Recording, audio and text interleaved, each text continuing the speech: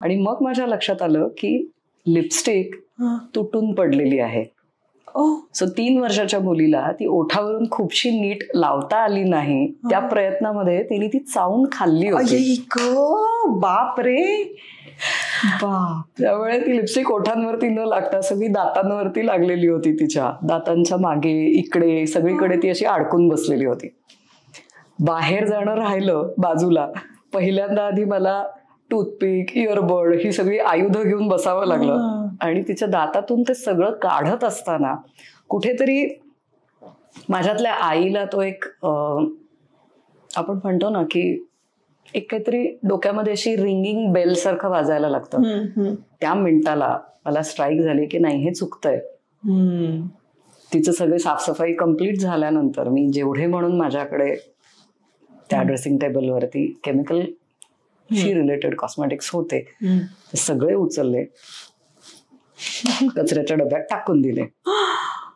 टाकून तर दिले, पुढे काय? कारण तोपर्यंत ऑर्गॅनिक कॉस्मेटिक्स हा काही भारतामध्ये फ्लरिश झालेला विषयच नव्हता. माझ्या मुलीला केमिकलची लिपस्टिक मला लावायला द्यायची नाही आहे ह्या गरजेतून स्वयंपाकघरामध्ये तयार झालेला हा शोध होता. या प्रॉडक्टमध्ये शिया बटर आहे का, मग हे सगळ्यात उत्तम असेल असं नाही आहे. आयुर्वेद आपल्याला इतक्या वेगवेगळ्या गोष्टी ह्याच्यातून सांगतो. जसं हे मँगो बटर आहे किंवा कोकमचं बटर आहे. आता कोकम बटर हा सुद्धा खूप खूप गंमतशीर इन्ग्रेडियंट आहे. तुला आठवेल एखाद वेळेला पूर्वीच्या आज्या वगैरे ज्या होत्या ना, त्या टाचेच्या भेगांसाठी एक खडा हातात घ्यायच्या, मेणबत्तीवरती तो गरम करायचा आणि त्याचं मेल्ट झालेलं जे बटर आहे हे टाचेला लावायचं. बरोबर, तेच हे कोकम. नमस्कार, मी स्मिता शेवाळे. बर्वा स्किन थेरपी प्रस्तुत 4ची कॉफी स्मिता बरोबर पॉडकास्ट मध्ये तुमच्या सगळ्यांचं अगदी मनापासून स्वागत आहे. आज मी कामाक्षी बर्वे यांच्याशी गप्पा मारल्या. आणि कामाक्षी बर्वे म्हणजे बर्वा स्किन थेरपीच्या उद्योजिका.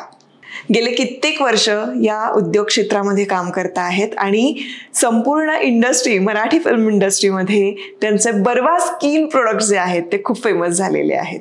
त्यांच्याशी गप्पा मारल्यानंतर केवळ त्या उद्योजिका आहेत हीच एकमेव बाजू नाहीये, तर मातृत्व म्हणून त्यांचा जो काही संघर्ष होता ती बाजू सुद्धा लक्षात येते. आणि त्यांच्याशी गप्पा मारल्यानंतर खूप सारी शक्ती, खूप सारं इन्स्पिरेशन आपल्याला मिळतं. आमच्या ह्या गप्पा इतक्या छान रंगल्या आणि आम्ही थोड्याशा पर्सनल आणि थोड्या मोटिवेट करणाऱ्या अशा गप्पा मारल्या. त्यांच्याशी गप्पा मारल्यानंतर मला खूप मोटिवेशन मिळालं. हे मोटिवेशन तुम्हाला सुद्धा मिळेल, तेव्हा हा पॉडकास्ट संपूर्ण ऐका. कामाक्षी बर्वे म्हणजे बर्वा स्किन थेरपीच्या सर्वेसर्वा. त्यांचे जे ऑर्गॅनिक प्रोडक्ट्स आहेत त्याची निर्मिती होण्यामागची एक गोष्ट आहे. ही गोष्ट आपण जाणून घेणार आहोत आजच्या या आपल्या पॉडकास्टमध्ये. त्यांचं मनापासून स्वागत. नमस्कार. आपल्याबरोबर आहेत कामाक्षी बर्वे.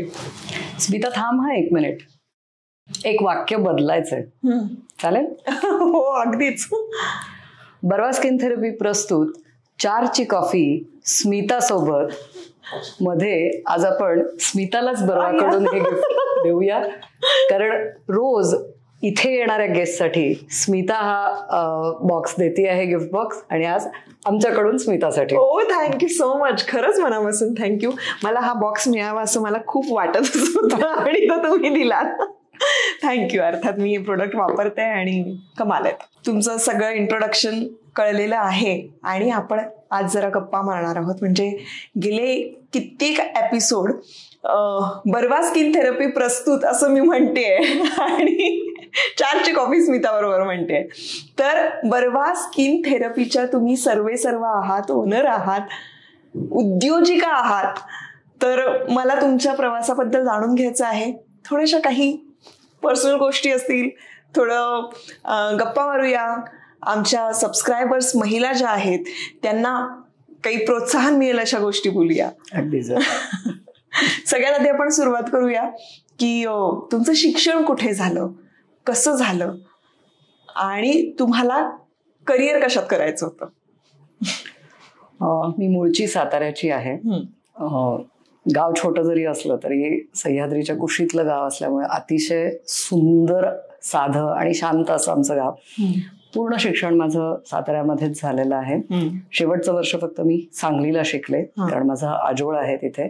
सो 1 वर्ष सांगलीमध्ये झालं शिक्षण. बाकी पूर्ण शिक्षण, शाळा, कॉलेज हे सगळं माझं साताऱ्यामध्ये झालेलं आहे.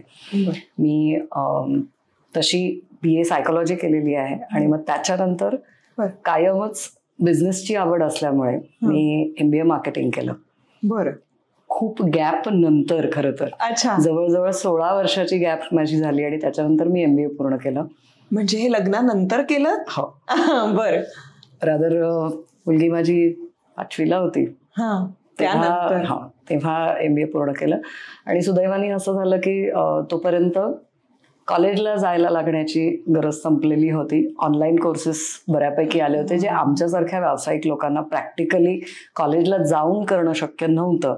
तिथे आम्हाला या कोर्सेसची खूप मदत झाली की तुमचं एक्झिस्टिंग जे काही चालू असलेलं काम आहे हे करत करत तुम्हाला पुढचं शिक्षण घेणं हे पॉसिबल होत गेलं. बरोबर. सो ही माझी साताऱ्यातली बॅकग्राऊंड आहे आणि मला खरंच अभिमान आहे माझ्या गावाचा की छोटेपणा आणि चांगलेपणा असं जपलेलं माझं गाव आहे. अर्थातच. साताऱ्यातल्या माझ्या सुद्धा खूप अशा मैत्रिणी आहेत आणि नातेवाईक आहेत. सो सातारा माझ्या पण खूप जवळच आहे. पण मग त्यावेळेला तुमचं ठरलं होतं बरं लग्न करण्याआधी करिअर तुमचं सुरू झालं होतं का त्यानंतर सुरू झालं? म्हणजे हे मार्केटिंगचं शिक्षण झाल्यानंतर मग तुमचं सुरू झालं करिअर? नाही, मूळचे माझे वडील व्यावसायिक असल्यामुळे कायम डोक्यामध्ये एक गोष्ट होती, ती म्हणजे मला नोकरी करायची नाहीये. आणि मला नोकरी करणारा नवराही नको होता. अच्छा. एकमेव अट होती माझी लग्नाच्या वेळेला की मला नोकरी करणाऱ्या माणसाशी लग्न करायचं नाही. त्यामुळे छोटा का असे ना बिझनेस हवा एवढी एक इच्छा होती. आणि नवऱ्याच्या बिझनेसमध्ये मदत करता आली असती तर फाईन, हरकत नाहीये. पण मला माझं काही वेगळं करता आलं तरी हरकत नाहीये. म्हणजे I was open to every option but related to business. त्याच्यात कॉम्प्रोमाइज मला नक्की नको होतं. लग्नाच्या आधी माझं शिक्षण जे आहे हे कॉलेजचं शिक्षण याच्या जोडीला मी फॅशन डिझायनिंग पण केलेलं आहे. त्यामुळे मी फॅशन डिझायनर मी 10-12 वर्ष कामही केलं होतं आधी पण. साधारणपणे 20-21च्या आजूबाजूला माझं छोट्या छोट्या प्रमाणामध्ये माझं काम सुरू झालेलं होतं. ज्या इन्स्टिट्यूटमध्ये मी हे काम शिकले तिथूनच मी माझ्या कामाला सुरुवात केली होती खरं तर. आणि लग्नानंतरही पहिले काही दिवस मी माझं हे फॅशन डिझायनिंगचं काम चालूच ठेवलं होतं. पण माझ्या दुसऱ्या मुलीच्या जन्मानंतर मला या कामाकडे फारसं लक्ष देणं शक्य होईना. कारण मोठा मुलगा, त्याच्यात आणि तिच्यामध्ये 5 वर्षाचं अंतर आणि 2 मुलं, पुन्हा घरचा असलेला बऱ्यापैकी मोठा पसारा आणि बिझनेस आणि शेती, ह्या सगळ्याकडे, शेतीकडे अर्थात मला खूप काही बघायला लागत होतं असं नाही, पण तरी पण जबाबदाऱ्या आपल्या काही कमी नसतात. शेतकरी घर म्हणलं की येणं जाणंही भरपूर असतं. आलेलं शेती माल जो असतो, अन्नधान्य असतं, याची सगळ्याची रखरखाव करून घेणं डायरेक्टली आपल्याला जरी नाही करायला लागलं तरी कामाच्या लोकांच्याकडून हे करून घ्यावं लागतं. टू डेलिगेट दॅट वर्क हे पण महत्वाचं असतं ना. अर्थात. म्हणजे खूप सोपं वाटतं लोकांना, पण एप्रिल-मे मध्ये चिंचा येतात, त्या फोडून घेणं, त्याचे चिंचोके बाजूला काढणं, त्याला मीठ लावून घेणं, मग त्या चिंचेचे गोळे करून घेणं, ते माठामध्ये भरून ठेवणं, हे जे जुनी सगळी कामं असायची ती अजूनही आमच्याकडे चालतात, कारण शेती आहे घरी. सो ही सगळी जी कामं आहेत याच्याकडे थोडंफार लक्ष देणं, हे सगळं करता करता कुठेतरी माझं काम जे आहे ते थोडंसं बाजूला पडलं होतं की काय असं मला वाटत होतं. फॅशन डिझायनिंगचं. आणि छोटीच्या जन्मानंतर तर मग सिच्युएशन बऱ्यापैकी बदलतच गेली. मग मी या कामाकडे वळले आणि त्याचं कारणही तीच आहे, माझी मुलगीच आहे. एक इंटरेस्टिंग स्टोरी आहे त्याची, पण बर्वाकडे कशी वळले याची स्टोरी सुरू होते ती माझ्या मुलीपासून सुरू होते. ती 2 वर्षाची असताना, 2-3 साधारण, मला एका कार्यक्रमासाठी म्हणून बाहेर जायचं होतं. सो मी तयार व्हायला म्हणून ड्रेसिंग टेबलकडे आले आणि साधारण या उंचीचं ड्रेसिंग टेबल असेल तर त्याला ती अशी धरून उभी राहिली होती. आणि आई बाहेर जाताना रेडी होते म्हणजे काय करते तर लिपस्टिक लावते हे बहुधा तिने पाहिलेलं होतं. प्रत्येकच मुलीला लिपस्टिकचं जे काही अट्रॅक्शन असतं ते कदाचित तिलाही निर्माण झालेलं होतं. आणि मी ड्रेसिंग टेबलच्या जवळ जाईपर्यंत तिने असं माझ्याकडे वळून बघितलं आणि असं करून छान हसून दाखवलं. तिचं ते हसू बघितल्यानंतर 1-2 सेकंद माझ्या चेहऱ्यावरचे रंग उडालेले होते. कारण तिचे जे दात मला दिसले त्याचे निळे जांभळे काहीतरी असे दात दिसल्यानंतर 2 सेकंद मला काही कळलंच नाही की दातांचा रंग हा असा का दिसतोय. आणि मग माझ्या लक्षात आलं की लिपस्टिक तुटून पडलेली आहे. सो 3 वर्षाच्या मुलीला ती ओठावरून खूपशी नीट लावता आली नाही. त्या प्रयत्नामध्ये तिने ती चावून खाल्ली होती. बापरे. त्यामुळे ती लिपस्टिक ओठांवरती न लागता सगळी दातांवरती लागलेली होती. तिच्या दातांच्या मागे इकडे सगळीकडे ती अशी अडकून बसलेली होती. बाहेर जाणं राहिलं बाजूला. पहिल्यांदा आधी मला टूथपिक, इयरबड ही सगळी आयुध घेऊन बसावं लागलं. आणि तिच्या दातातून ते सगळं काढत असताना कुठेतरी माझ्यातल्या आईला तो एक आपण म्हणतो ना की एक काहीतरी डोक्यामध्ये अशी रिंगिंग बेल सारखं वाजायला लागतं. ही जी केमिकलची लिपस्टिक आहे ही तू वापरती आहेस आणि तीच तुझ्या मुलीच्या हातात येते. म्हणजे जसे रनिंगच्या रेसमध्ये मागून पळत येणारा बॅटन पुढच्याच्या हातामध्ये देतो ना, तसं मला कुठेतरी ते असं वाटलं की तू आई म्हणून तुझ्या मुलीला हेच वापरायला देणार आहेस आणि हे योग्य आहे का. कुठेतरी ही गोष्ट त्या मिनिटाला मला स्ट्राईक झाली की नाही हे चुकतंय. तिचं सगळे साफसफाई कम्प्लीट झाल्यानंतर मी जेवढे म्हणून माझ्याकडे त्या ड्रेसिंग टेबलवरती केमिकल शी रिलेटेड कॉस्मेटिक्स होते ते सगळे उचलले, कचऱ्याच्या डब्यात टाकून दिले. टाकून तर दिले, पुढे काय. कारण तोपर्यंत ऑर्गॅनिक कॉस्मेटिक्स हा काही भारतामध्ये फ्लरिश झालेला विषयच नव्हता. इथे काही मिळण्याची तशी फारशी सोय नव्हती. मग करायचं काय. तुपापासून लिपस्टिक हे ऐकलेलंही नव्हतं मी. म्हणजे तसं म्हणशील तर कॉस्मेटिक या फील्डशी माझा काहीच संबंध नव्हता. एक कस्टमर किंवा ग्राहक म्हणूनच जी काय असेल ती माझी अटॅचमेंट होती. मग मात्र मी शोधायला सुरुवात केली की हे मला हा बदल मला कसा मिळेल, हे कुठे मिळेल. आणि या दरम्यान माझी म्हणजे मला जी माहिती कळाली ती अशी होती की लिपस्टिक्स मेडअप ऑफ क्लॅरिफाईड बटर म्हणजे गाईच्या तुपापासून बनवलेल्या लिपस्टिक याचं पेटंट भारतामध्येच रजिस्टर आहे. म्हणजे कुठेही परदेशात बाहेरून कोणीतरी आपल्याला शिकवलेलं असं काहीच नाहीये. हे भारतीयच ज्ञान आणि भारतातल्याच एका चक्क महाराष्ट्रीयन स्त्रीनी ही लिपस्टिक बनवलेली होती. अच्छा. मी नाही, हे श्रेय मी घेणारही नाही. पुण्याच्या अनुराधा दंडवते म्हणून आहेत ज्यांनी ही लिपस्टिक बनवलेली होती त्यांच्या मुलीसाठी. बरं. आणि जवळपास हा शोध 15-20 वर्षापूर्वीच झालेला होता. स्टोरी मात्र सेम होती. माझ्या मुलीला केमिकलची लिपस्टिक मला लावायला द्यायची नाही आहे ह्या गरजेतून स्वयंपाकघरामध्ये तयार झालेला हा शोध होता. पेटंट रजिस्टर आहे कळल्यानंतर प्रॉडक्ट बद्दल तर 100% खात्री होती की हे उत्तमच असणार आहे.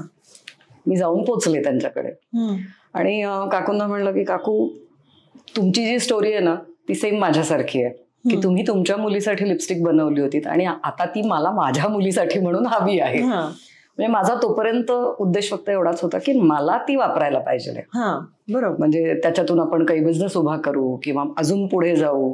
हे गाईचं तूप आपल्याला कुठेतरी फार पुढे घेऊन जाईल वगैरे असं खरंच काही डोक्यात नव्हतं. अगदी स्वार्थी विचार होता. मला वापरायला हवी आहे आणि मला माझ्या मुलीला ती वापरायला द्यायची आहे.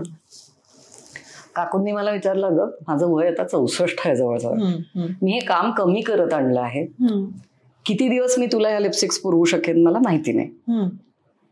तिथे कुठेतरी मला वाटतं की माझ्यातली जी उद्योजिका होती तिने हळूच डोकं वर काढलं. मग मी काकूंना म्हणलं काकू मी तुमच्या बरोबर काम करायला सुरू करू का. मला माझ्या वेळाचा उपयोग करून हा प्रॉडक्ट लोकांच्या पर्यंत घेऊन जायला खरंच आवडेल. वा. And that was the trigger behind बर्वा. क्या बात आहे. ही ऍक्च्युली खूप कमाल स्टोरी आहे. कारण होता तुम्ही फॅशन डिझायनर ते काम सुरू असताना मुलं झाली, त्यामुळे थोडासा ब्रेक आला. त्यानंतर हा इन्सिडेन्स घडतो. म्हणजे जर का एखादं कार्य आपल्या हातून घडायचं असेल तर ते कसं घडतं, म्हणजे खरं सांगायला गेलं तर हे कार्य आहे. का सांगू? कारण मी कॉस्मॅटिक्सच्या खूप जवळ आहे. बरोबर. मी गेले 18 वर्ष मराठी फिल्म इंडस्ट्रीमध्ये काम करते आहे. रोज मेकअप करावा लागतो आणि खूप सोपं वाटतं हे सगळं, पण खूप अवघड आहे की रोज जेव्हा मेकअप अप्लाय करता आणि तो जर तुम्हाला सूट झाला नाही तर ती स्किन मेंटेन करणं हे इतकं डिफिकल्ट असतं. आणि सगळं जे काय आहे ना, आमचं पूर्ण भांडवल जे काय आहे आम्ही म्हणू ते आमचा चेहरा आणि आमची पर्सनॅलिटी, त्यामुळे ते जपणं खूप गरजेचं आणि त्यावेळेला खूप सतर्क असतो. पण मग आपण काय करतो, खूप महागडे प्रोडक्ट घ्यायला जातो. पण मला बर्वाची हीच गंमत वाटते की तुम्ही इतकी ऑर्गॅनिक पद्धतीनं ते सगळे प्रोडक्ट बनवलेले आहेत आणि अगदी बिनदिक्कत वापरू शकतो. आणि ही संकल्पना कुठून आली तर तुमच्या मुलींनी तुमच्यामध्ये ती भावना जागृत केली. अजूनही डिझायनिंगचं काम मी माझ्यापुरतं आणि माझ्या मित्रमैत्रिणींपुरतं चालू ठेवलेलंच आहे, पण आता मी ऍक्टिव्हली त्याच्यामध्ये फार काम नाहीये करत. कारण आता बर्वाचंच काम लोकांच्या प्रतिसादामुळे छान वाढतं आहे, आवडतं आहे, पोचतो आहे आम्ही लोकांच्या पर्यंत. जी कॉन्सेप्ट आम्ही घेऊन आलो आहे ती आवडती आहे. आणि जसं तू म्हणालीस की चेहरा आहे जेव्हा तुमचं भांडवल आहे, तर हे टिकवून ठेवण्यासाठी म्हणून आयुर्वेदाने आपल्याला तुपासारखा एवढा मोठा अस्त्र हातामध्ये दिलेलं असताना मग मी जर लोकांच्या पर्यंत हे घेऊन नाही गेले तर मग मी त्या संधीचा वापर केला नाही असं होईल ना. हो, क्या बात आहे. तुम्हाला माहिती आहे, आणि मला जेव्हा तुम्ही तयार झालात की आपण हा स्पॉन्सर करूया शो, मला इतका आनंद झाला. कारण आपल्या चॅनेलवर सगळे घरगुती उपायच मी सांगत असते. त्यामुळे मला कायम असं वाटतं की तुमच्याकडे स्वयंपाकघरात खूप गोष्टी आहेत अशा की ज्याचा वापर करून तुम्ही पार्लरचा खर्च वाचवू शकता आणि तुम्ही छान दिसू शकता. म्हणजे माझा भर याच्याकडे. आणि आता मला तसेच कॉस्मॅटिक्स सुद्धा सापडले, त्याच्यामुळे मी खूप जास्त खुश झाले होते हे सगळं करायला. सुरुवात जी झाली ती आमची लिपस्टिक पासून झाली. पण मेकअपच्या जोडीला स्किन केअर हा देखील तितकाच महत्वाचा विषय असतो. आणि त्याच्याकडे खरं तर आपण बायका म्हणा किंवा पुरुषही स्किन केअर कडे, बॉडी केअर कडे आपण चक्क दुर्लक्ष करतो. बरोबर. कारण पुन्हा फक्त चेहरा हेच भांडवल असं जेव्हा आपण म्हणतो तेव्हा पूर्ण स्किन कडे लक्ष देणं हे देखील तितकंच गरजेचं असतं. बरोबर. कारण बेस जर चांगला नसेल तर त्याच्यावर तुम्ही कितीही मेकअप लावलात तरी तो उठावदार नाही दिसत. त्यामुळे बेसिक तुमची जी स्किन आहे याची काळजी जर तुम्ही घेतलेली असेल तर तो जो तजेला आहे तो कुठे ना कुठेतरी चेहऱ्यावरती दिसणारच. Correct correct. पण आपल्याकडे फक्त कॉस्मॅटिक्स आहेत की आणखीन कुठले कुठले प्रोडक्ट्स आहेत? आपण 4 सेगमेंटमध्ये काम करतो. बरं. मेकअप जो शुद्ध गाईच्या तुपापासून बनवला जातो, ज्याच्यामध्ये लिपस्टिक आहे, काजळ आहे, फाउंडेशनचे बेस आहेत. बरं. म्हणजे ज्याला टेक्निकल भाषेत बेस असंच म्हणलं जातं. आपण म्हणजे रेग्युलर जे इंडस्ट्रीमध्ये नसलेले लोक आहेत ते फाउंडेशन म्हणतात. कन्सिलर म्हणूनही त्याचा वापर होऊ शकतो. सो 2 in 1 प्रोडक्ट आहे. लिपस्टिक सेम 3 in 1 म्हणून सुद्धा तुम्ही वापरू शकता. लिपस्टिक ही कॉन्टुरिंगला सुद्धा वापरली जाऊ शकते, नंतर ब्लश म्हणूनही वापरली जाऊ शकते. सो एकच प्रॉडक्ट जर तुम्हाला 2-3 गोष्टींमध्ये मदत करणार असेल तर तुमचं मेकअपचं किटही छोटं होतं ना. फार गोष्टी घेऊन तुम्हाला फिरायलाही लागत नाही. बरोबर बरोबर. सो तो सेगमेंट आहे की मेकअप किट. मेकअप हा जो आपला आहे. दुसरा आहे स्किन केअर. स्किन केअर मध्ये मॉइश्चरायझर आहे, बॉडी लोशन आहे. आता मॉइश्चरायझर मधला इन्ग्रेडियंट जर विचार करशील तू तर आपण असं म्हणत पण नाही की मँगो बटर. बर्वाचं मँगो बटर मॉइश्चरायझर हा इतका पॉप्युलर प्रॉडक्ट आहे. मँगो बटर म्हणजे काय पासून आम्ही लोकांना समजावत आज इथपर्यंत आलो आहोत की मँगो बटर मॉइश्चरायझर म्हणलं की डोळे झाकून बायका मॉइश्चरायझर कडे त्या वळतात. तर मँगो बटर म्हणजे चक्क जो आंबा आपण खातो त्या आंब्याची जी बाट असते म्हणजे बी, ती तोडल्यानंतर आत कडू बी असतं, त्याचं बी असतं छोटा. याचा एक्स्ट्रॅक्ट किंवा याचं बटर हे वापरलं जातं. शिया बटर हे अगदी सगळ्यांना ऐकून माहिती आहे आता. बऱ्याच प्रॉडक्ट मध्ये शिया बटर असतं किंवा कीवर्ड झालाय तो स्किन केअर मधला. बरोबर. या प्रॉडक्ट मध्ये शिया बटर आहे का, मग हे सगळ्यात उत्तम असेल असं नाही आहे. आयुर्वेद आपल्याला इतक्या वेगवेगळ्या गोष्टी याच्यातून सांगतो. जसं हे मँगो बटर आहे किंवा कोकमचं बटर आहे. आता कोकम बटर हा सुद्धा खूप खूप गंमतशीर इन्ग्रेडियंट आहे. तुला आठवेल एखाद वेळेला पूर्वीच्या आज्या वगैरे ज्या होत्या ना, त्या टाचेच्या भेगांसाठी एक खडा हातात घ्यायच्या, मेणबत्तीवरती तो गरम करायचा आणि त्याचं मेल्ट झालेलं जे बटर आहे हे टाचेला लावायचं. बरोबर. तेच हे कोकम. ओ, त्याचा फक्त एक वेगळा फॉर्म आम्ही तुपाबरोबर तुमच्या समोर आणलेला आहे, जो लिपस्टिक मध्ये पण आहे, फाउंडेशन मध्ये पण आहे, लिप बाम मध्ये पण आहे. आता लिपस्टिक तू आणि मी वापरू, घरातल्या पुरुष मंडळींचं काय, त्यांचे ओठ फुटत नाहीत का, मग त्यांनाही जे लागणार आहे ते लिप बामही देतोय. तुपही आहे आणि कोकमही आहे, फक्त कलर नाही. करेक्ट. क्या बात आहे. अशा पद्धतीने एका प्रॉडक्ट पासून पुढे डेव्हलप होत गेलेली ही रेंज आहे, ज्याच्यामध्ये बॉडी केअरही आहे, हेअर केअर आहे. बर्वाचा शॅम्पू हा सगळ्या प्रकारच्या केसांवरती चालतो. बरं. एकच प्रॉडक्ट. तिथे एवढी रेंज नाहीये की ऑइली केसांसाठी, ड्राय केसांसाठी. आवळा हा असा मॅजिक इन्ग्रेडियंट आहे जो आयुर्वेदाने आपल्याला शिकवलेला आहे की जो डॅन्ड्रफ कमी करायलाही मदत करतो आणि जो ऑइली केसांमधलं जे एक्स्ट्रा येणारं ऑइल आहे हेही काढायला मदत करतो. क्या बात आहे. सो बर्वा हा ब्रँड आम्ही अशा पद्धतीने डेव्हलप करत गेलो आहे की कुठलाही एक प्रॉडक्ट जर तुम्ही घेतलात तर त्याच्यातला हिरो इन्ग्रेडियंट जो आहे हा आयुर्वेदावर आधारित असेल. क्या बात आहे. हा सगळा अभ्यास केलात कधी तुम्ही? एवढ्या जबाबदाऱ्या आहेत तुमच्यावर. मला 4 जनरेशन्सची आयुर्वेदाची बॅकग्राऊंड आहे पहिली. बरं. हा. म्हणजे वैद्य अप्पाशास्त्री साठे हे माझे पणजोबा. बरं. त्यांना वैद्य तीर्थ अशी पदवी होती की त्यांनी जी लिहिलेली पुस्तकं आहेत त्याच्यातलं घरगुती औषधे नावाचं पुस्तक हे आजही बऱ्याच घरांमध्ये आयुर्वेदावर आधारित आपली आपण औषधं बनवण्यासाठी म्हणून किंवा रेफर करण्यासाठी म्हणून वापरलं जातं. आणि त्यांच्याकडून ते आजीकडून आईकडे येणारं हे जे पारंपरिक ज्ञान आहे हे माझ्यापर्यंतही आलेलं होतं. याला जोड मिळाली ती दंडवते काकूंच्या मुलीची, जिने हे मॅन्युफॅक्चरिंग करायचा डिसिजन घेतला, कारण तिलाही आईकडून जे मिळालेलं सगळं ज्ञान होतं.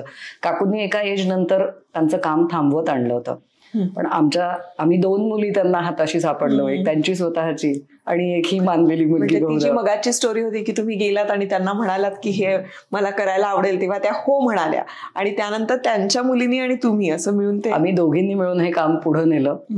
मी कंपनीचा चेहरा म्हणून पुढे आहे आणि मॅन्युफॅक्चरिंगची एक मोठी जबाबदारी त्यांची कन्या प्रीती ही हँडल करते आहे. बरं. सो हे जे काम सगळं दिसतं आहे हे सगळं बायकांच्या खांद्यावरच उभं राहिलेलं काम आहे. बरं. मॅन्युफॅक्चरिंग तुमच्याकडे सगळ्या महिला आहेत. म्हणजे मला जरूर हे आपल्या सगळ्या प्रेक्षकांना सांगायला आवडेल की जी काही बर्वाची टीम आहे या बर्वाच्या टीम मध्ये 97% पेक्षा जास्ती बायकाच आहेत. क्या बात आहे. काहीच ठिकाणी जिथे मार्केटिंगशी संबंधित असेल किंवा काही बँकिंग फील्डशी संबंधित असेल तिथेच फक्त आमच्या बरोबर पुरुष मंडळी काम करतायत. अदरवाईज हा बायकांनी बायकांच्यासाठी चालवत आणलेला ब्रँड आहे. किती छान, किती मस्त. आपले सबस्क्रायबर्स सुद्धा महिला सबस्क्रायबर्स दणक्यात येतं इकडे, त्यामुळे हे सगळ्यांना असं प्रेरणादायीच आहे डेफिनेटली. बरं, मला सांगा की एवढंच फक्त नाहीये, म्हणजे उद्योजिका म्हणून तुम्ही फेमस आता होताय. फेमस? हो, फेमस होताय. मला माहिती कित्येक सुबोध भावे म्हणा किंवा मृण्मयी या सगळ्यांनी बर्वाची मस्त ऍड केली आहे. त्यांनी ते प्रोडक्ट वापरतात, आम्ही प्रोडक्ट वापरतोय हे सगळे. सो बर्वा मराठी कोणीतरी उद्योजिका आहे आणि जिचं हे प्रोडक्ट आहे आणि ते इतक्या विचारपूर्वक असं ते तयार केलेलं आहे आणि आम्ही वापरतोय. ही गोष्ट आमच्यासाठी मी सांगितलं तसं खूप जिव्हाळ्याची आहे. हे सगळं तुम्ही सांभाळत असताना कौटुंबिक जबाबदारी जी आहे तुमची तीही तुम्ही अगदी चपखलपणे पार पाडताय. त्याबद्दल मला ऐकायला आवडेल. मला बर्वेवाड्याबद्दल ऐकायला आवडेल. बर्वेवाड्यातला सगळ्यात छोटा सदस्य कोण असेल तर तो मी आहे बहुतेक, कारण मी घरातली सगळ्यात धाकटी सून आहे. बरं. माझ्या जाऊबाई माझ्यापेक्षा जवळजवळ 15 वर्ष मोठे आहेत. त्यामुळे साधारणपणे त्यांचा माझ्यावरती हक्क असतो तो मुलीसारखाच असतो. म्हणजे गणपतीला कधीही मी बाहेरून इकडून जेव्हा जाते तेव्हा मी माझ्या साड्या घेऊनच जात नाही, मी फक्त ब्लाउजेस घेऊन जाते. बाकी कपाट सगळं सासूबाईंचं, माझ्या जाऊबाईंचं तयार असतं आणि सासूबाईंचंही आहे. ह्यातली पाहिजे ती साडी घे आणि तू नेस. हा जो एक कॉन्फिडन्स असतो ना, तो कुठेतरी तुम्हाला तुमच्या जबाबदाऱ्या हलक्या करायला मदत करतो असं मला तरी वाटतं. किती मोठी गोष्ट बोललाय तुम्ही. पण खरं या छोट्या गोष्टींनी आपल्याला खूप कॉन्फिडन्स मिळत असतो लाईफमध्ये. कायमच आहे की लोक म्हणताना असं म्हणतात की बाईला कधी मदत करत नाही वगैरे. माझ्या बाबतीत तर असं कधीच नाहीये झालेलं. म्हणजे सासूबाई असतील, आई असेल, मी कामासाठी बाहेर पडणार आहे तर त्या माझ्या मुलांच्या जवळ येऊन थांबल्यानंतर आपल्याला एक खात्री असते ना, घरचं मोठं कोणीतरी मुलांच्याकडे पाहता आहे तर आपण बिनधास्त आपल्या कामाला बाहेर जाऊ शकतो. दुसरा एक मदतीचा भाग असतो तो म्हणजे तुमच्या घरच्या सगळ्या ज्या घरकामातल्या मदतनीस आहेत यांनाही माहित असतं की वहिनी कामासाठी बाहेर चाललेल्या आहेत, त्यामुळे मी तिथे थांबणं गरजेचं आहे. सो त्याही तुम्हाला त्याच पद्धतीने मदत करतात. आणि तसाच आमचा हा बर्व्यांचा वाडा आहे. म्हणजे पूर्वी जो वाडा होता हा वाड्यासारखा असा आडवा होता. तिथे राहणारे सगळे जे भाडेकरू मंडळी होती यांनी शेजारची जागा विकत घेतली आणि तिथे अपार्टमेंट उभं केलं. सो आडव्या वाड्याचा आता उभा जरी झालेला असला तरी पूर्वी जसे वाड्यामधले दरवाजे कधीही बंद नसायचे तशीच परिस्थिती आमच्या ह्या बर्वेवाडा आणि चैतन्यगृह संकुल याची आहे. आजही रात्री 10-11 कुठली वेळ सुद्धा आमची सगळ्यांची घरं उघडी असतात. आणि हे जे आमचं 60 लोकांचं कुटुंब आहे एकत्र, हे पूर्ण बर्वेवाडा असंच म्हणलं जातं त्याला. तुमच्याकडे सण उत्सवही खूप जोरात होतात आणि खूप खूप जण तुम्ही म्हणजे पूर्ण फॅमिली एकत्र येते आणि त्यावेळेला ही सगळी जबाबदारी तुमच्यावर असते. ही जी जबाबदारी असते ना, तू म्हणलीस स्मिता की तुमच्या खांद्यावर असते, असं कधीच नसतं. ते खांदे इतके वाटले जातात की जबाबदारीची जाणीव तशी फारशी होतच नाही. म्हणजे प्रसाद असतो, 60-70 लोक आरतीला येणार असतात गणपतीसाठी, पण तो प्रसाद कधी होऊन जातो हे कळतच नाही, कारण हात इतके लागतात मदतीला. मग ते अगदी छोट्या 5-6 वर्षाच्या शेजारी राहणाऱ्या मुलींपासूनचे किंवा फुलं काढून देणारी जी मुलं आहेत, काकू तुम्ही काहीतरी काम करताय ना, मी तुम्हाला फुलं काढून आणून देतो, ही मदत सुद्धा त्या गडबडीच्या वेळेला इतकी महत्वाची असते. आणि खारीचा वाटा हा प्रत्येकानेच द्यायचा असतो. मला तरी कुठे असं नाही वाटत की माझ्या एकटीच्या खांद्यावर सगळं असतं वगैरे, असं अजिबातच नाही आहे ग. छोटी छोटी कामं इतकी पटापटा वाटली जातात ना की होऊन जातं पटकन. नाही पण मी फील करते की तुमच्यामध्ये हा जो साधेपणा आहे, हा खरेपणा आहे ना, यामुळे मला असं वाटतं आपल्याला ना अशी छान सपोर्ट सिस्टीम तयार होते. म्हणजे प्रत्येक पुरुषामागे एक स्त्री असते असं आपण म्हणतो, तसं यशस्वी स्त्री मागे पुरुषांनी असणं, त्याच्या फॅमिलीनी असणं गरजेचं आहे. आणि हे तुमच्या बाबतीत दिसतंय की फॅमिली इतकी छान आहे. बरं, जयदेव यांच्याबद्दल बोलूच या आपण. म्हणजे मला तेही ऐकायला आवडेल की हे सगळं उभं करत असताना तुमच्या मिस्टरांची तुम्हाला खूप छान साथ मिळाली, त्याबद्दल काय म्हणाल? नशिबाने मी असं नक्की म्हणेन की मी अशा फॅमिली बॅकग्राऊंड मधून आले जिथे घरच्या मुलीमध्ये आणि सुनेमध्ये फरक नाही केला गेला. तू काही काम करतेस ना, तू जरूर कर, आम्ही तुझ्या मागे उभे आहोत, असं तोंडाने सांगणं आणि कृतीतून दाखवणं, या 2 गोष्टीमधला जो फरक असतो ना, तो माझ्या घरामध्ये कायमच बघायला मिळालाय. असं हा तू हो हा पुढं, आम्ही आहोत तुझ्या मागे, असं सांगायची गरजच पडली नाही बहुधा. मी कामासाठी जाती आहे किंवा मी काहीतरी काम करते आहे, सासूबाई नसताना सुद्धा माझे सासरे पण माझ्या मुलीसाठी किंवा माझ्या मुलासाठी माझ्याकडे येऊन जेव्हा राहतात की मला सलग काही एक्झिबिशनसाठी जायचं आहे किंवा काय, बाबा म्हणायचे तू जा, मी येऊन थांबतो मुलांच्या जवळ. हा जो अचानक पुढे केलेला किंवा न सांगता पुढे केलेला मदतीचा हात असतो ना, हा तू जसं म्हणालीस तसं की पुरुष जेव्हा एखादं काम करणार असतो तेव्हा एक घरची बाई त्याच्या मागे उभी राहिली, म्हणजे त्याची बायको उभी राहिली किंवा त्याची आई उभी राहिली त्याच्या मागे, ते त्याच्यासाठी पुरेसं असतं. मग त्याला आज भाजी काय केली, दळण संपलंय, हे काही पाहायला नाही लागत, काहीच नाही बघायला लागत. पण जेव्हा एखादी स्त्री कामासाठी बाहेर जाणार असते किंवा एखादा व्यवसाय करणार असते, तिच्या मागे पूर्ण घराला उभं राहावं लागतं, नाही तर तिला काही हे शक्य होणं नाही शक्य. बरोबर. मुलांना ताप आलाय, आजारी आहेत, त्यावेळेला होणारी जी ओढ असते ना की मला कामालाही बाहेर जायचंय, अर्थात हे नोकरीवाल्या स्त्रीच्या बाबतीतही असंच होतं. बरोबर.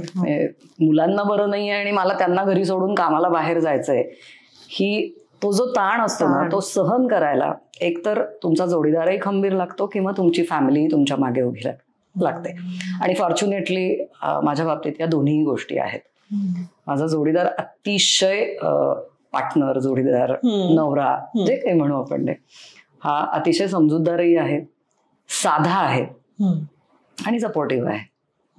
और क्या चाहिए. नाही, हेच महत्वाचं असतं. मी तेच म्हणते की होल हार्टेड सपोर्ट आणि फक्त सपोर्ट याच्यामध्ये पण फरक आहे.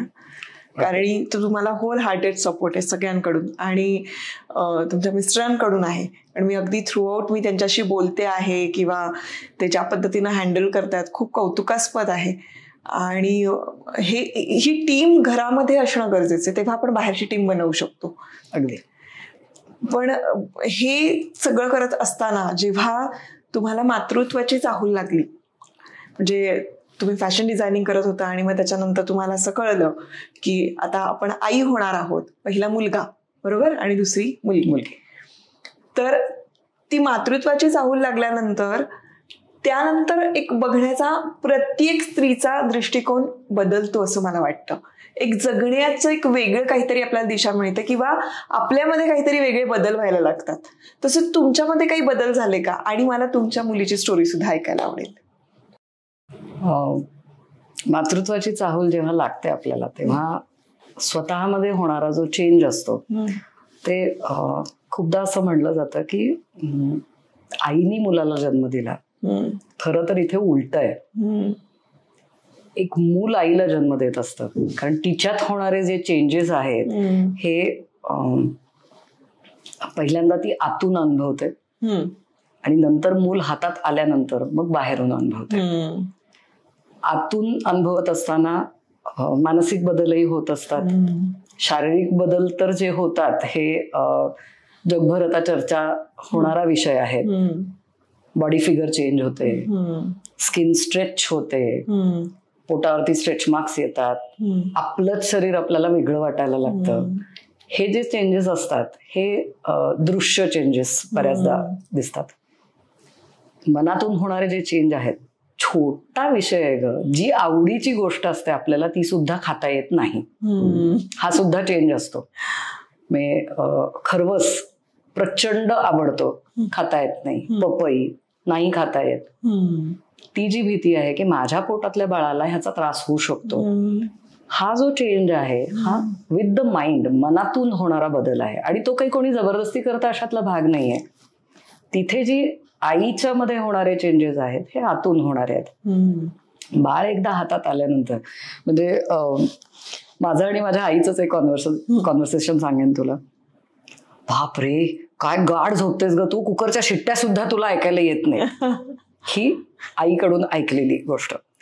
तेच जेव्हा माझा मुलगा शंतनू 2-3 दिवसाचा होता आणि रात्री ऑब्व्हियसली आई हॉस्पिटलमध्ये माझ्याजवळ झोपायला होती, तर असा आवाज यायच्या आत मी अशी उठलेली होते. आणि तेव्हा कुठेतरी मला ते आईचं वाक्य आठवायचं. एकीकडे कुकरच्या शिट्ट्या ऐकायला आल्या तरी ही उठत नाही हे वाक्य होतं, आणि त्याच्या पुढचं तिचं वाक्य असायचं, असू दे मूल झाल्यावर कळेल. मूल झाल्यावर कळेल म्हणजे काय हे तेव्हा नाही समजायचं. ते केव्हा तरी त्या दवाखान्यातल्या बेडवरती मला जाणवलं की अजून बाळाची कुसही बदलत नाहीये किंवा त्याचा एवढूसा तो हात असा हलकासा हलतोय त्या दुपट्यामधनं, तर येणारी जाग जी आहे ही आईला बाहेरून बदलवते. आणि हे जे बदल असतात हे कोणीही शिकवून होत नाहीत, हे आपोआपच होतात. आणि मला वाटतं तोच एक स्त्रीमधला असलेला ती जी ताकद आहे जी पुरुषांच्याकडे नाही असं म्हणलं जातं, तो चेंज त्यांना कदाचित अनुभवायला नाही मिळत. बाप म्हणून त्यांच्यातही चेंज होतो, पण तो एक्सटर्नल नसतो, तो इंटरनल असतो. आणि तो अनुभव करणं अजूनच वेगळी गोष्ट. बरोबर. मुलीच्या बाबतीत काय सांगाल? मुलीला तुम्ही कसा सपोर्ट केला, कसं उभं केलं? आणि तिच्याबद्दल जाणून घ्यायला आवडेल, कारण ते इन्स्पिरेशन आहे आमच्यासाठी. त्याच्यासाठी मला वाटतं आधी पहिल्यांदा हे सांगावं लागेल की तिला उभं का करावं लागलं. पहिली गोष्ट म्हणजे माझी मुलगी जी आहे ही 15 दिवसाची असताना तिला न्यूमोनिया झाला. आणि त्या न्यूमोनियाचा तिच्या शरीरावर झालेला इफेक्ट जो होता हा अशा पद्धतीचा आहे की तिला right side of the body ह्याला पॅरालिसिस आहे. सो त्याला हेमी पॅरासिस असा शब्द आहे. आणि त्यामुळे तिच्या हालचाली या थोड्या रिस्ट्रिक्टेड होत्या. हात हलवणं किंवा हाताच्या मुवमेंट्स ज्या आहेत, पायही तिचा अफेक्टेड आहे हे 6 महिने आम्हाला सुरुवातीला कळलेलंच नव्हतं. आम्ही अगदी काही नवखे पालक नव्हतो. एक मूल आमचं पहिलं होतं, पण प्रत्येक मूल तुम्हाला काहीतरी नवीन शिकवतं. तसं माझ्या मुलीचं नाव पृथ्वी. तर पृथ्वीच्या बाबतीत आमचं असं झालं की आम्हाला पहिल्यांदा हे लक्षातच आलं नाही. जेव्हा लक्षात आलं आणि डॉक्टरांनी उत्तम पद्धतीने आम्हाला गाईड केलं, त्याच्यानंतर तिच्या वाढीकडे बघण्याचा आमचा दृष्टिकोन थोडासा बदलला. की नॉर्मली एखादं मूल वाढवणं हे बाकीच्या मुलांमध्ये सहज होऊन जातं, तसं पृथ्वीच्या बाबतीत कदाचित होणार नाही आहे हे लक्षात आल्यानंतर पालक म्हणून आम्हाला 2 मुलांमध्ये काय नेमका बदल करायचा आहे हे कुठेतरी बसून समजावून घ्यायला लागलं. आणि हे काही माझं एकटीचं काम नव्हतं. ऑब्व्हियसली माझ्या नवऱ्याची तेवढीच मदत त्याच्यामध्ये होती, रादर थोडीशी जास्तच होती. कारण इमोशनली कुठेतरी आपण थोडेसे दुखावले गेलेलो असतो. त्यावेळेला तुमचा पार्टनर हा जर मदत करणारा नसेल तर आईसाठी ते अजून अवघड होतं. आणि माझ्या बाबतीत फॉर्च्युनेटली असं काही झालेलं नाही. माझा नवरा तितकाच खंबीरपणे मागे उभा असल्यामुळे. आणि तिसरा मी म्हणेन की माझा मुलगा पृथ्वीच्या वाढवण्यामध्ये जेवढा आमचा पालक म्हणून हात आहे, तेवढाच तिच्या दादाचाही तितकाच मोठा सपोर्ट आहे. आणि या हेमिपॅरासिसशी जगडताना आम्हाला एक मात्र गोष्ट मी जरूर सांगेन की आम्हाला शेकडो हातांची मदत याच्यामध्ये झाली. आणि म्हणून आम्ही पृथ्वीला खूप चांगल्या पद्धतीने वाढवू पण शकलो. पुन्हा मी म्हणेल की एक खांदा तिथे कधीच उपयोगाचा पडला नसता. तिथे 10, 12, 15 फॅमिलीतले, ओळखीचे, मित्रमैत्रिणी प्रत्येकाने आम्हाला पृथ्वीच्या बाबतीत सपोर्ट केलेला आहे. आणि आजच्या ह्या मला वाटतं आपल्या गप्पांच्या ह्याच्यामध्ये मी थँक्यू नाही म्हणणार, पण हे सगळे लोक होते म्हणून आम्ही आमचा प्रवास खूप सुखकररित्या करू शकलो असं मी नक्की सांगेन. पण पृथ्वीच्या अचीवमेंट्स याबद्दल सुद्धा ऐकायला आवडणार आहे. म्हणजे फक्त तिला वाढवणं, तिचं संगोपन करणं एवढंच न करता त्याच्यात तिने बऱ्याच गोष्टी अचीव केल्यात आणि ह्याचं सगळं क्रेडिट तुम्हाला जातं. नाही, क्रेडिट असं खरंच मी म्हणेन की क्रेडिट घ्यायला एवढं क्रेडिट आमच्याकडे येईल, पण एवढं जे क्रेडिट आहे हे कुठंतरी तिने स्वतःला जे डेव्हलप ती करत गेली आहे ते तिच्याकडून मी नक्की नाही काढून घेणार. पृथ्वी ही भारतासाठी टेबल टेनिस खेळते आणि पॅरा या कॅटेगरीतून ती भारताला रिप्रेझेंट करते.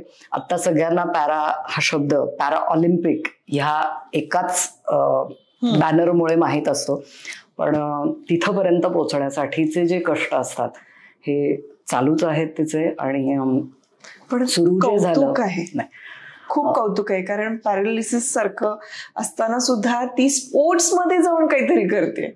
सो हे खरंच खूप कौतुकास्पद आहे आणि तुमचं कौतुक आहे. 2012 लंडन ऑलिम्पिक्स चालू होतं आणि मी स्वतः खूप स्पोर्ट्स मधली नसले तरी मी एक उत्तम स्पेक्टेटर आहे. म्हणजे मला खेळ पाहायला आवडतो. मी स्वतः एकही ऑलिम्पिक पाहायचं चुकवलेलं नाहीये. टीव्हीवर आपण खूप आधीपासून पाहतो आहोत. म्हणजे मला वाटतं भारतामध्ये 80 पासून टीव्ही खूप चांगल्या पद्धतीने सगळीकडे आले आणि 80चं पहिलं ऑलिम्पिक मी स्वतः टीव्हीवर पाहिलेलं मला अजूनही आठवतं. सो तिथपासूनचा माझा प्रवास आहे. आणि 2012चं लंडन ऑलिम्पिक्स मी आणि पृथ्वी आम्ही दोघी जणी जेव्हा एकत्र पाहत होतो तेव्हा एक स्वीडिश प्लेयर आहे जिला डावा हात इथून नाही, इथे 3 बोटं आहेत छोटी, आणि त्याच्यावरती टेनिसचा बॉल ठेवून ती सर्व्हिस करत होती. हे आम्ही मॅच बघत असताना आम्ही दोघींनी बघितलं. तोपर्यंत बाकीच्या सगळ्या आपल्या पालकांच्या ऍक्टिव्हिटीजनुसार मी तिला बास्केटबॉलला पाठवायला सुरुवात केलेली होती की तिच्या वयाच्या मुलांमध्ये ती खेळेल म्हणून. त्या लंडन ऑलिम्पिक्सच्या मॅच नंतर ऑलिम्पिक संपलं, मध्ये काही दिवस गेले, त्यानंतर असंच एक दिवस बसलेलं असताना तिने मला विचारलं की अम्मा मला टेबल टेनिस शिकायला आवडेल. अगं तू बास्केटबॉलला ऑलरेडी जाती आहेस, आता टेबल टेनिसचं काय तुझ्या डोक्यात आलं? I think I can play table tennis. बर ठीक आहे. आपण पूर्वी 7-8 मुलं असायची तेव्हा लोकांना मुलांच्याकडे फार लक्ष द्यायला, हा काय करतोय, त्याचं काय चाललंय, याच्याकडे कदाचित कमी वेळ मिळत असेल. 2 मुलं असतात तेव्हा पालकांना ते कॉन्सन्ट्रेशन कदाचित करता येतं. बरोबर. सो मोठा मुलगा बॅडमिंटन खेळायचा, हिच्यासाठी टेबल टेनिस हिला शिकायची इच्छा आहे, तर बघूया म्हणलं आपण. ठीक आहे. एक छोटीशी रॅकेट आणि बॉल आणून दिला होता. घरी कडीपटाचा मोठा झोपाळा होता लाकडी. म्हणलं कर बरं ह्याच्यावरती प्रॅक्टिस. छोटं मुले किती दिवस याचं हट्ट टिकणार आहे बघूया तरी खरं.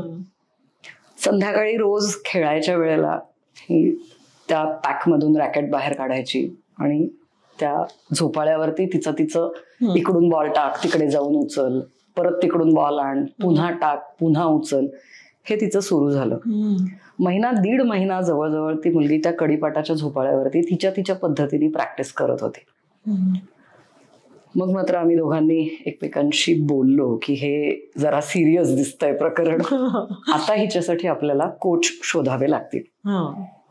मग आम्ही साताऱ्यामध्येच तेव्हा राहायला होतो आणि तसं छोटं गाव होतं. खूप काही खूप टेबल टेनिसचे क्लब आहेत, खूप कोच आहेत, असं काही नव्हतं.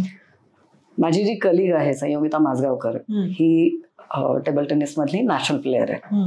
सो मी तिला विचारलं ऑब्व्हियसली की संयोगिता म्हणलं की हिच्यासाठी आपल्याला कोच बघायचे, कोणाकडे जाऊया? ती म्हणली साताऱ्यात तर एकच कोच आहेत, आपण त्यांच्याकडे जाऊ. सो आम्ही सातघरे सरांच्याकडे गेलो आणि तिचा टेबल टेनिस मधला प्रवास तिथे सुरू झाला. छोट्या छोट्या स्पर्धांमधून अपियर होणं. पण पृथ्वीची डिसेबिलिटी अशा पद्धतीची आहे की टेबल कव्हर करताना तिला एका विशिष्ट बाजूला अडचण येते हे समोरच्या प्लेअरच्या लक्षात आलं की बाकी सगळे खेळणारे फिजिकली फिट असायचे. सो तिथे तिला लिमिटेशन्स येणार आहेत हे लक्षात आलं आम्हाला. ठाण्याला एकदा ती एका स्पर्धेसाठी गेली होती आणि तिथे भारताची टॉपची टेबल टेनिस प्लेअर ममता प्रभू हिने तिला खेळताना बघितलं आणि टेक्नॉलॉजी पुन्हा आपल्याला कशी मदत करेल माहिती नाही, तिने फेसबुकवरून संयोगिताला मेसेज पाठवला. बिईंग अ प्लेअर ती संयोगिताला ओळखत होती की अगं साताऱ्याची एक प्लेअर आज मी इथे खेळताना बघितली आणि तिच्या पालकांशी मला बोलायला आवडेल की तुम्ही तिला ओपन मध्ये न खेळवता तिला पॅरामध्ये खेळवायला सुरुवात करा. तोपर्यंत आमचा पॅरा या विषयाशी संबंध फक्त टीव्हीवर बघण्यापुरताच होता.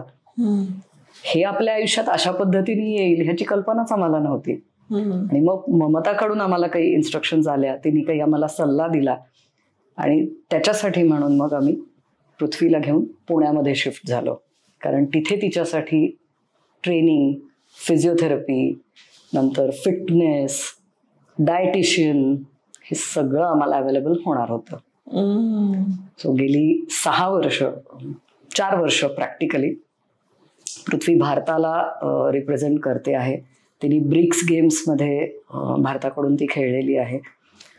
जॉर्डनमध्ये तिने गोल्ड मेडल मिळवलेलं आहे भारतासाठी आणि हळूहळू तिचा प्रवास सुरू आहे. दिल्ली बहुत दूर है अभी तक. पण तुम्हाला असं नाही वाटत की ही विल पॉवर आहे तुमची? कारण तुम्ही ज्या गोष्टी बरं, ते मातृत्व म्हणूनच मी तो प्रश्न विचारला की आपलं मातृत्व इतकं स्ट्रॉंग असतं ना, त्यावेळेला तिने ती लिपस्टिक लावली आणि ती खाते की केमिकल तिच्या पोटात जाणार आहे, हे आईला किती त्रासदायक आहे. तिथे ते तसं वाटणं, किंवा तुम्ही इतकी वर्ष ऑलिम्पिक बघता आहात, तुमची ती आवड आहे आणि तिला तीच आवड तिच्यामध्ये ती बरं निर्माण करायचीही गरज लागली नाही. मग त्यावेळेला मला असं वाटतं ते युनिव्हर्सशी आपलं काहीतरी कनेक्शन असतं. ते तसं काय वाटतं तुम्हाला, तसं काही आहे की तुमची खूप आवड होती आणि ती तुम्हाला तर सत्य कदाचित तुम्हीच खेळला असतात कधीतरी? हो, असं होतं ना, आपण सगळ्या फील्डमध्ये जाऊन तर काम नाही करू शकत, पण आपल्या आवडी असतात अशा. सो माझी आवड जी होती ती बहुधा पाहण्यापर्यंतच लिमिटेड राहिली. पण दोन्ही मुलं माझी खेळाकडे वळता आहेत हे माझ्यासाठी खरंच आनंदाचा भाग होता. आपण म्हणतो ना, पालक नेहमी असा विचार करतात की मला जे नाही करायला मिळालं ते माझ्या मुलांना करायला मिळावं आणि त्यासाठी आपण लागतील ते कष्ट करायला तयार असतो.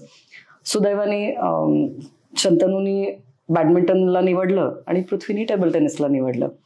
एकच म्हणजे गोष्ट मला जी माझ्या डॉक्टरांनी सांगितली होती, म्हणजे पृथ्वीच्या ज्या डॉक्टर होत्या, डॉक्टर चित्रा दाभोळकर. दाभोळकर हा परिवार आपल्याला सगळ्यांनाच माहिती आहे. अतिशय शांत विचारांचे आणि एखाद्याला चांगली दिशा देणारे हे लोक आहेत. याच फॅमिलीतून चित्राताई येतात आणि त्यांनी मला एक गोष्ट पक्की डोक्यात ठेव असं सांगितलं होतं. 2 मुलांच्या मध्ये एकतर वाढवताना कधी फरक करू नकोस, आणि दुसरी गोष्ट म्हणजे being Prithvi as a disabled child, त्यांचा हा सल्ला जो होता हा मी कायम मानला, दोघांच्या मध्ये फरक करायचा नाही. आणि दुसरी गोष्ट, पृथ्वीची डिसेबिलिटी तिला तुमच्या डोळ्यात पालक म्हणून कधीही दिसू देऊ नकोस, तर ती जगाला सामोरी जाताना ताठ मानेनी सामोरी जाऊ शकेल. आणि हा सल्ला पालक म्हणून मला वाटतं आम्ही त्या क्षणी इथे जो असा फिट करून घेतलेला होता, त्यानेच आम्हाला आधी पालक म्हणून खूप स्ट्रॉंग केलं. आणि त्याच्यानंतर तिला वाढवताना आम्ही 2 मुलांच्यात जे बदल नाही केले याचा जो परिणाम आम्हाला बघायला मिळाला तो आमच्या आजूबाजूच्या लोकांवरती पण पाहायला मिळाला. म्हणजे तुम्ही घरातूनच कसं वागवताय याच्यावरती बाहेरचे तुम्हाला कसे वागवणार हे पण खूप राहतं. तिची तीच इतकी छान इंडिपेंडंट होत गेली. तिची भावंड असतील, तिचे मित्रमैत्रिणी असतील, त्यांनी सगळ्यांनीच तिला इतका छान सपोर्ट केला. मी सपोर्ट एवढ्यासाठी म्हणेन की लागेल तिथे मदत अशा पद्धतीने करत गेल्यामुळे आज तिची ती एकटी परदेशात तिची ती जाते, ती आणि तिच्या कोच जातात. आपापल्या बॅगा घेणं, बेल्ट वरून एअरपोर्टला बॅग काढून घेणं, ह्याच्यासाठी मदतीला कोणीच नसतं, तुमचं तुम्हीच करत आहात. आणि विलपॉवर ही जी आहे, जसं तू म्हणालीस की युनिव्हर्स तुम्हाला कुठे ना कुठेतरी ती ताकद देत राहतं. आणि आम्हाला जेवढं देणं शक्य होतं तेवढं आम्ही दिलं, बाकीचं युनिव्हर्स देतच आहे. आणि एक व्यक्ती म्हणून ती जे सगळं घेती आहे याच्यातून तिची पर्सनॅलिटी डेव्हलप होते, त्याचं श्रेय तिच्याकडे जास्त आहे, आमच्याकडे एवढं नाही. पृथ्वी जे नॅशनल आणि इंटरनॅशनल भारताला रिप्रेझेंट करते आहे त्याच्यामध्ये तिची दोन्हीकडे मिळून जवळपास 22 मेडल्स आहेत आता. आणि एक अजून आनंदाची गोष्ट मला शेअर करायला जरूर आवडेल की पुण्यामध्ये ती फर्ग्युसन कॉलेजमध्ये शिकते, 2nd इयर BA शिकती आहे ती आता. या वर्षीचा फेब्रुवारी महिन्यामध्ये तिला जो पुरस्कार मिळाला तो फर्ग्युसन गौरव हा पुरस्कार कॉलेजमध्ये शिकत असताना मिळवणारी पृथ्वी ही एकमेव आहे.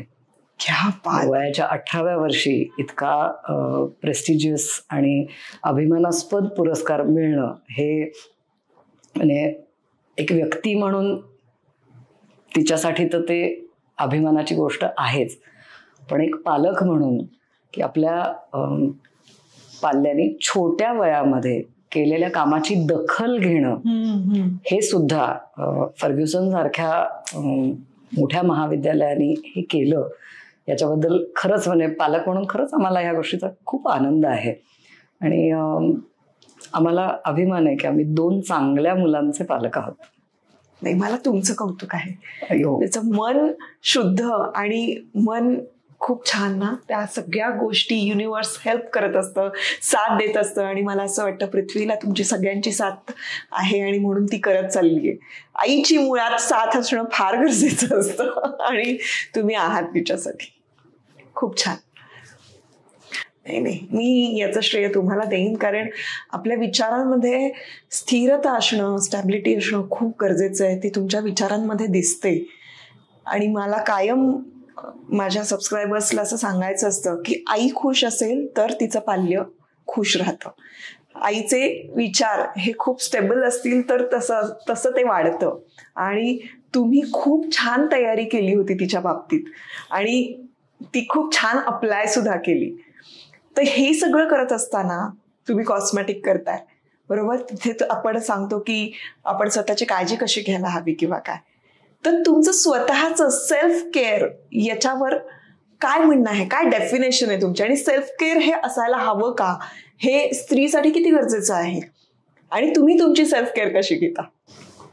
सेल्फ केअर हा जो शब्द आहे ना, तू जेव्हा म्हणतेस की सेल्फ केअर बद्दल तुमचं मत काय आहे, मला असं वाटतं की तुम्ही आतून सुंदर असाल ना तर ते चेहऱ्यावरती आपोआपच येतं. त्याच्यासाठी काही फार करायला लागत नाही. आणि जेव्हा करायला लागतं तिथे मग बरोबर मदतीला आहे.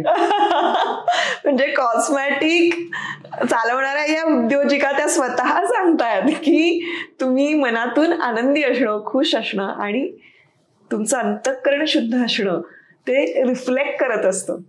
आणि ते असेल तर मला असं वाटतं कुठल्या मेकअपची गरज लागत नाही. पण तिथे कुठे काही कमी पडलं तर बरं आहेच. वा. हे बघ, आपल्याला मराठी लोकांना तरी बरवा या शब्दाचा अर्थ मला नाही वाटत की सांगावा लागतो. तोची विठ्ठल बरवा, तोची माधव बरवा. जे उत्तम आहे, जे उदात्त आहे, जे चांगलं आहे ते बरवा आहे. किंवा जे निसर्गाच्या जवळ जाणार आहे तिथे आशाताईंचा आवाज आपल्या कानामध्ये घुमायला लागतो, ऋतू हिरवा, ऋतू बरवा. मग जर हे सगळं आपल्या समोर निसर्गाने, परमेश्वराने दिलेलं आहे, जे आतून आहे, हे जर उत्तम चांगलं तुमच्याकडे असेलच तर ते फक्त वाढवण्याचं जे काही काम आहे, एनहान्स करण्याचं जे काम आहे हे बरवा करतंय. बरोबर. मुख्यतः जे आहे हे वाढवण्याचं काम कोण करणार आहे, तर एक व्यक्ती म्हणून आपणच करणार असतो. सो सेल्फ केअर हा जो शब्द आहे मला माझ्यासाठी, कारण एकदा तुम्ही आई झालात, तुम्ही मोठे झालात की स्वतःसाठी असं काही मिळतच नाही, तो वेळही मिळत नाही. पण सेल्फ केअरसाठी, स्वतःसाठी 10 मिनिटं का होईना दिवसातनं जर आपण देऊ शकलो, अर्धा तास का होईना आपण देऊ शकलो, मग त्याचा स्प्लिट करणं आपल्याला सोपं आहे. कोणी मेडिटेशन करून तो वेळ हे करेल, कोणी कादंबरी वाचून करेल, कोणी एखादं छानसं गाणं ऐकून करेल, कोणी योगा करेल, कोणी चालायला जाईल, कोणी टेकडीवर चालायला जाईल, कोणी ट्रेकला जाईल. प्रत्येकाच्या आनंदाच्या संकल्पना किंवा सेल्फ केअरच्या संकल्पना ज्या आहेत ह्या वेगळ्या असू शकतात. मी काही ट्रेक बिकवाली नाहीये, पण एक कॉफीचा कप आणि एक पुस्तक हे माझ्यासाठी सेल्फ केअर नक्कीच असू शकतं. तुमच्यासाठी कदाचित वेगळं असेल. तुमचं सेल्फ केअर काय आहे हे मात्र तुम्ही शोधायचा प्रयत्न नक्की करा. क्या बात आहे. खूप छान सांगितलं. खूप मजा आली मला गप्पा मारायला. अगदी तुमचा प्रवास सुरुवातीपासूनचा खूपच इंटरेस्टिंग वाटला. आणि बरवा स्किन थेरपी प्रस्तुत 4ची कॉफी स्मिता बरोबर हे म्हणताना सुद्धा प्रत्येक वेळेला मला खूप छान वाटलं. सो तुम्ही एवढा छान सपोर्ट केलात, तुमची सगळी स्टोरी आम्हाला सांगितलीत आणि निश्चितपणे माझ्या सबस्क्रायबर्सला खूप छान त्याची मदत झालेली आहेच आहे. तुम्हाला जर का प्रोडक्ट ऑर्डर करायचे असतील तर डिस्क्रिप्शनमध्ये आपण लिंक देऊया आणि तिथून तुम्ही ऑर्डर करूच शकता. So thank you so much. तुम्ही वेळात वेळ काढून इथे आलात आणि मला इतका छान सपोर्ट केला. माझं स्वप्न होतं की अशा नवीन वेगवेगळ्या क्षेत्रातल्या महिला माझ्या इथे याव्यात आणि मी त्यांच्याबरोबर गुजगोष्टी कराव्यात आणि हे सगळं साध्य झालं तुमच्यामुळे. त्यामुळे मनापासून धन्यवाद. थँक्यू.